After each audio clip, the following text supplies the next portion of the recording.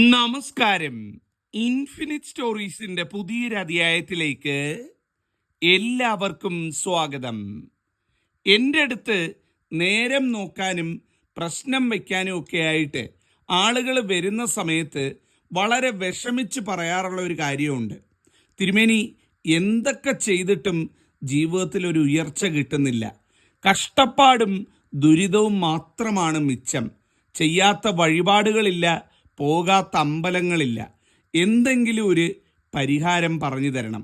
ഞാൻ പ്രശ്നം വെച്ച് നോക്കുന്നതിന് മുമ്പ് തന്നെ ഇങ്ങനെ പറയുന്നവരോട് ഒരു ചോദ്യം ചോദിക്കാറുണ്ട്.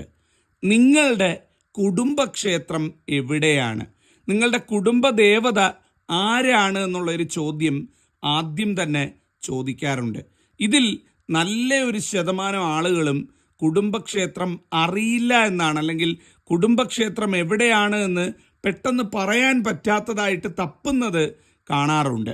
ഞാൻ ചോദിക്കാറുണ്ട്, എപ്പോഴാണ് അവസാനമായിട്ട് കുടുംബക്ഷേത്രത്തിൽ പോയിട്ടുള്ളത്? അപ്പം ചിലപ്പം പറയും വർഷങ്ങളായി എന്ന് പറയും, ചിലപ്പോൾ കുറേ വർഷങ്ങളുടെ കണക്കുകൾ പറയും, ചിലപ്പം കുഞ്ഞിലേ പോയതാണെന്ന് പറയും. അങ്ങനെ പല രീതിയിലുള്ള മറുപടികളാണ് കിട്ടാറുള്ളത്. അതിനുശേഷം മാത്രമാണ് ഞാൻ പ്രശ്നം വെച്ച് നോക്കുന്നത്. നോക്കുമ്പോഴും ദാ കിടക്കുന്നു ഞാൻ ചോദിച്ച അതേ ചോദ്യം തന്നെയാണ് പ്രശ്നത്തിലും തെളിഞ്ഞു കാണുന്നത്. കുടുംബക്ഷേത്രത്തിൽ പോയിട്ട് എത്ര നാളായി?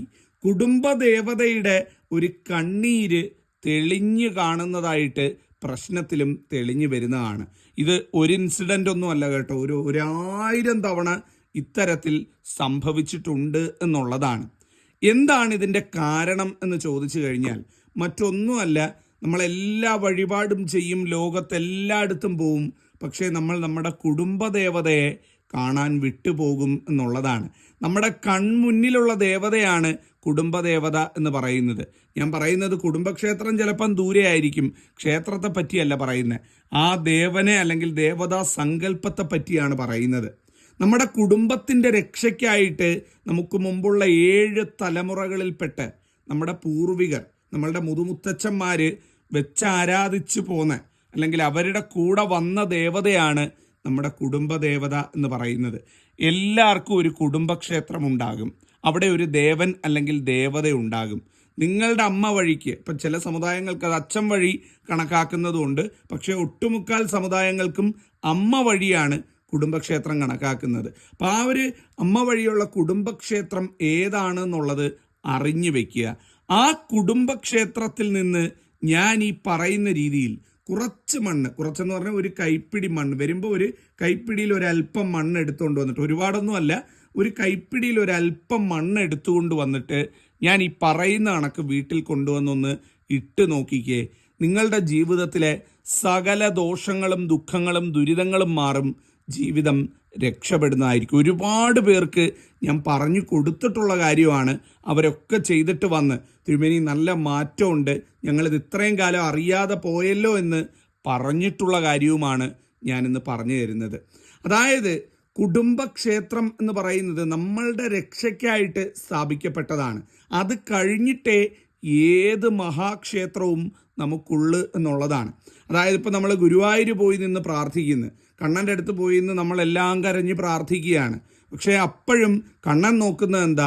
നിങ്ങളുടെ കുടുംബദേവത സന്തോഷവതിയാണോ അല്ലെങ്കിൽ സന്തോഷവാനാണോ എന്നുള്ളതാണ് നോക്കുന്നത്. കുടുംബദേവതയുടെ ദുഃഖം നിഴലിച്ച് കണ്ടു കഴിഞ്ഞാൽ, നിങ്ങൾ കുടുംബദേവതയെ തിരിഞ്ഞു നോക്കാതെയാണ് ഈ മഹാക്ഷേത്രങ്ങൾ മുഴുവൻ നടക്കുന്നത് എന്നുണ്ടെങ്കിൽ, നിങ്ങൾ എത്ര വലിയ അമ്പലത്തിൽ പോയെന്ന് പറഞ്ഞാലും, ഇനി ഏറ്റവും വലിയ വഴിപാട് ലക്ഷങ്ങൾ മുടക്കി പൂജ ചെയ്തു എന്ന് പറഞ്ഞാലും നിങ്ങൾക്ക് ഫലം കിട്ടില്ല എന്നുള്ളതാണ്. അപ്പം കുടുംബദേവതയുടെ അനുഗ്രഹം എപ്പോഴും നിങ്ങളോടൊപ്പം ഉണ്ടാകാൻ ചെയ്യേണ്ട കാര്യങ്ങളെ പറ്റിയാണ് ഇന്ന് പ്രധാനമായിട്ടും പറയുന്നത്.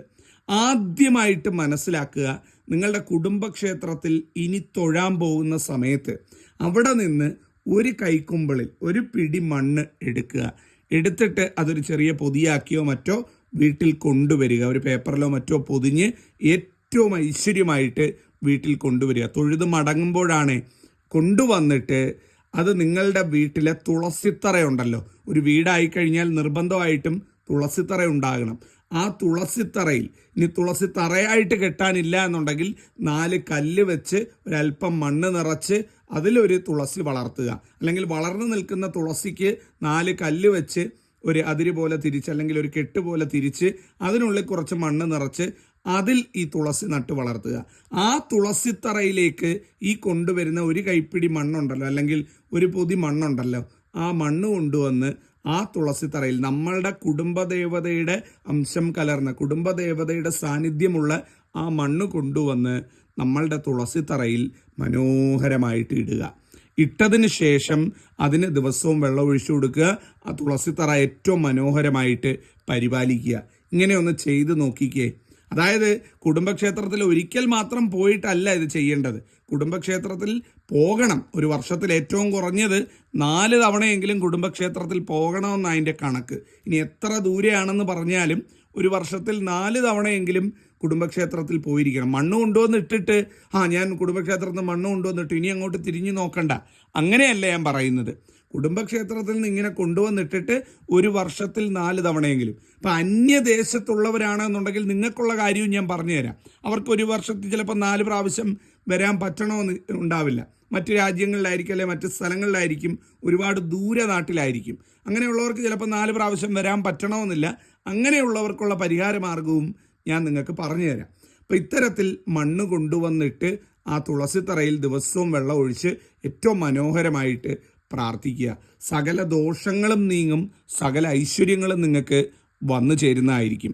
ഒന്നാമത്തെ കാര്യം ഞാൻ പറഞ്ഞല്ലോ, കുടുംബക്ഷേത്രത്തിൽ വർഷത്തിൽ 4 തവണയെങ്കിലും ഏറ്റവും കുറഞ്ഞത്, വർഷത്തിൽ 4 തവണ എന്ന് പറഞ്ഞ് 4 തവണ അങ്ങനെ പോകാനല്ല, ഏറ്റവും കുറഞ്ഞത് 4 തവണയെങ്കിലും പോവുക എന്നുള്ളതാണ്. അപ്പോൾ ആ 4 തവണയെങ്കിലും പോവുക. പോകാൻ പറ്റിയില്ല എന്നുണ്ടെങ്കിൽ അവിടുത്തെ നമ്പരോ അല്ലെങ്കിൽ അവിടെ കോൺടാക്റ്റ് ചെയ്യാനുള്ള സംവിധാനമോ നിങ്ങൾ മുൻകൂട്ടി വാങ്ങി വെച്ചിരിക്കുക. വാങ്ങി വെച്ചിട്ട് നിങ്ങൾ ചെയ്യേണ്ടതെന്ന് പറയുന്നത്, നിങ്ങളുടെ വീട്ടിലെ ഗൃഹനാഥയുടെ അല്ലെങ്കിൽ ഗൃഹനാഥൻ്റെ അല്ലെങ്കിൽ ആരാണോ ഇത് ചെയ്യാൻ ഉദ്ദേശിക്കുന്നത് അവരുടെ പേരിൽ എല്ലാ മാസവും അല്ലെങ്കിൽ 3 മാസം കൂടുമ്പോൾ ഒരിക്കൽ, അതാണ് ഞാൻ ഒരു വർഷത്തിൽ 4 എന്ന് പറഞ്ഞ കണക്ക് പറഞ്ഞത്, ഒരു വർഷത്തിൽ 3 മാസം കൂടുന്ന സമയത്ത് ഒരിക്കൽ ആ ക്ഷേത്രത്തിൽ വിളിച്ച് ഒരു അർച്ചന അഥവാ ഒരു പുഷ്പാഞ്ജലി ആ അമ്പലത്തിൽ നടത്തുക. അത് അവിടുത്തെ ദേവിയുടെ ഏറ്റവും വിശേഷപ്പെട്ട പുഷ്പാഞ്ജലി ഏതാണോ അത് നടത്തുക. വലിയ വഴിപാടുകളോ കാര്യങ്ങളോ ഹോമോ പൂജയോ ഒന്നുമല്ല പറയുന്നത്. ഒരു പുഷ്പാഞ്ജലി അഥവാ ഒരു അർച്ചന അവിടെ വിളിച്ചു പറഞ്ഞ് 3 മാസത്തിലൊരിക്കൽ പോകാൻ പറ്റുമെങ്കിൽ ഏറ്റവും നല്ല. ഒരുപാട് പേർക്ക് വീട്ടിനടുത്ത് തന്നെ ആയിരിക്കും കുടുംബക്ഷേത്രം ഉള്ളത്, അവിടെ പോയി ചെയ്യിച്ചാലും മതി. അങ്ങനെ ഒരു വർഷത്തിൽ 4 പ്രാവശ്യം ചെയ്യൂ. ഈ ദോഷങ്ങളും ദുരിതങ്ങളും ദുഃഖങ്ങളും എല്ലാം മാറിക്കിട്ടുന്നതാണ്. അതുപോലെ ഈ കുടുംബക്ഷേത്രത്തിൽ തൊഴാൻ പോകുന്ന സമയത്ത് ഒരു പിടി നാണയമായിട്ട് വേണം എപ്പോഴും തൊഴാൻ പോകാനെന്ന് പറയുന്നത്.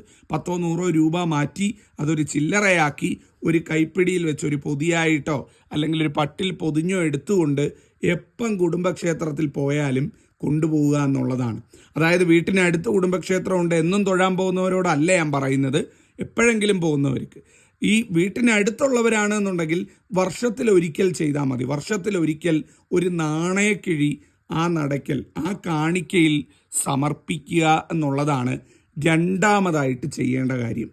മൂന്നാമത്തതും ഏറ്റവും പ്രധാനപ്പെട്ട കാര്യവും എന്ന് പറയുന്നത്, നിങ്ങൾക്ക് ആ അമ്പലത്തിൽ പോകാൻ പറ്റുന്ന സമയത്ത്, ചെല്ലുന്ന സമയത്ത് എണ്ണയും തിരിയും വാങ്ങി ആ നടക്കൽ സമർപ്പിക്കുക എന്നുള്ളതാണ് ഏറ്റവും ശ്രേഷ്ഠമെന്നാണ് പറയുന്നത്. എണ്ണയും തിരിയും, എണ്ണയെന്ന് പറയുമ്പോൾ ഒരുപാടൊന്നും വേണ്ട, നിങ്ങളുടെ കഴിവിനനുസരിച്ച് ചെറിയൊരു കുപ്പി ആയാലും മതി. എണ്ണയും തിരിയും അവിടുത്തെ നടക്കൽ വാങ്ങി സമർപ്പിച്ച് 2 കൈയും കൂപ്പി ആ ദേവിയെ പ്രാർത്ഥിക്കുക. നിങ്ങളുടെ നിത്യ പ്രാർത്ഥനയിൽ, അതായത് എല്ലാ ദിവസവും നിങ്ങൾ ഈശ്വരന്മാരെ വിളക്ക് വെച്ച് പ്രാർത്ഥിക്കുന്ന സമയത്ത് കുടുംബദേവതയെ പ്രത്യേകം ഒന്ന് മനസ്സിലോർത്ത് പ്രാർത്ഥിക്കുക. നമ്മൾ അയ്യോ എന്ന് വിളിച്ചാൽ നമുക്ക് ആദ്യം രക്ഷയ്ക്കായിട്ട് ഓടിയെത്തുന്ന ദേവത എന്ന് പറഞ്ഞാൽ അത് നമ്മുടെ കുടുംബദേവതയായിരിക്കും. കുടുംബദേവത വന്നതിന് ശേഷം മാത്രമേ വേറെ ഏത് നമ്മൾ വിളിക്കുന്ന ഈശ്വരനും വരുള്ളൂ എന്നുള്ളതാണ്. അത്രയേറെ പ്രാധാന്യമാണ് കുടുംബദേവതയ്ക്കുള്ളത്. ഇനി കുടുംബക്ഷേത്രം അറിയാത്ത ഒരുപാട് പേരുണ്ടാകും. ഇത് കേൾക്കുമ്പം വിഷമിച്ചിരിക്കുകയായിരിക്കും, കുടുംബക്ഷേത്രം അറിയില്ലല്ലോ എന്ന്.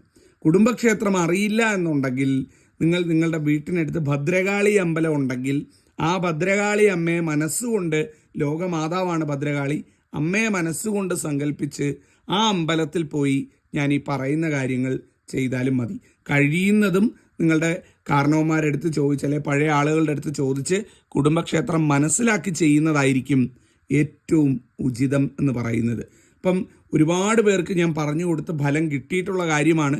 കുറച്ച് മണ്ണ് ഇനി കുടുംബക്ഷേത്രത്തിൽ തൊഴാൻ പോകുമ്പം ആ മുറ്റത്ത് നിന്ന് എടുത്ത് ഒരു കൈപ്പിടിയിലാക്കി കൊണ്ടുവന്ന് തുളസിത്തറയിൽ ആ മണ്ണിട്ട് ദിവസവും തുളസിയെ പരിപാലിക്കൂ, അതിൻ്റെ എല്ലാ ഗുണവും കിട്ടുന്നതായിരിക്കും.